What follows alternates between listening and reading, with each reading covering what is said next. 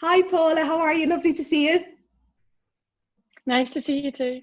Thank you so much for zooming in today. I was going to say, I'm so used to seeing you on TV over the years and sprinting down that home straight many times. So, zooming in is probably appropriate for you too. And I'm just so grateful that you've given up the time today to an athlete of your caliber to come on Zoom and to have a chat with me. So, you know a little bit about what this little project, this Brave Action project is about. So I'm just going to ask you now, for anybody who's listening in or watching, to tell us your little Brave Action story. So I'll just hand it over to you.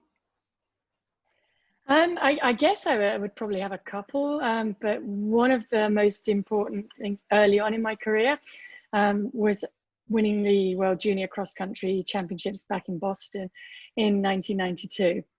And I guess what that did was a couple of things. It cemented in my mind that if I worked really hard over the coming years, then there was a chance that I could make it as a professional athlete. And the other thing it did was reinforce something that my coach had been telling me since I was 11, basically have a goal and have a lot of dream goals as well that really stretch yourself, because unless we really try and reach for something that feels impossible, you won't know what you're actually capable of doing. And so that day I set myself the goal of trying to win the senior title to go with that, and it took me 9 years to finally do that in Ostend. Should have been Dublin in 2001, but it was moved because of foot and mouth, and I actually managed to finally win it and kind of tick off that goal after a lot of heartache, a lot of second, third, fourths, 18ths, and just not quite getting there.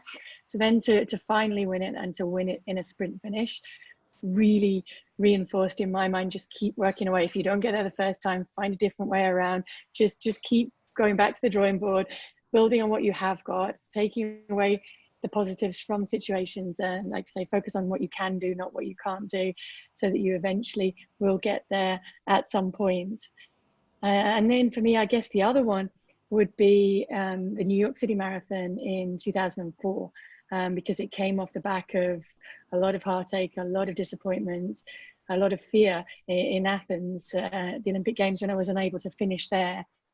And I kind of went back to the drawing board health-wise, just making sure that everything was okay first, really used running as a healing process. And in doing that, got fitter and fitter. So when I called up the New York City Marathon organizers, well, my husband did a couple of weeks before, and just said, can we come run? I don't think either of us thought about it being the risk that all the sports psychologists, a lot of the media thought it was going to be, in terms of it was game over, career over, person over if things didn't go according to plan. I kind of just saw it as just getting back on the bike, as it were, just getting back into racing, doing something that I enjoyed doing, knowing that I was healthy and able to go and race at my best. So I think, had I won or not, that day was important, because it was just getting back to racing and getting back to enjoying racing.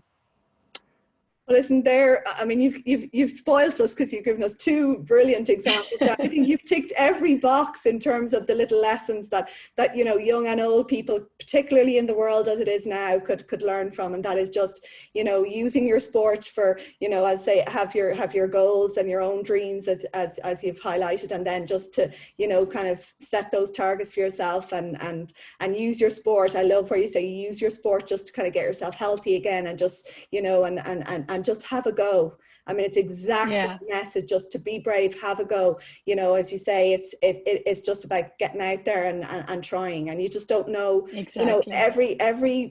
every action and every brave lesson, it's about, often failing fast and failing forward and just moving on, learning the lessons. And as I say to athletes all the time, they say you win or you lose, or then it's, you win or you learn. And I say it's you learn or you learn. Every race, every experience is an opportunity to learn.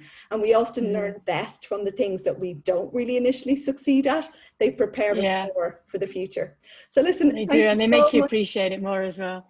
They do indeed. The harder you have to work for it, the sweeter it is in the end. Absolutely. And I know you've had experiences over the years where you've had disappointments, and you've really worked so hard then to achieve those goals that you really had, and you've achieved all of them. I'm sure you've other ones that you'd like to achieve in the future as well with your life, but certainly in terms of sport, you know, you really are one of those icons in athletics anyway, that has kind of really reached those different accolades and ticked off all the boxes. So as I say, absolute privilege to chat to you today, and thank you so much for zooming in with me. No problem. I look No forward problem at all. Good luck with it. sometime soon. Take care. All right. Okay, thanks. Thanks. Bye-bye. Bye.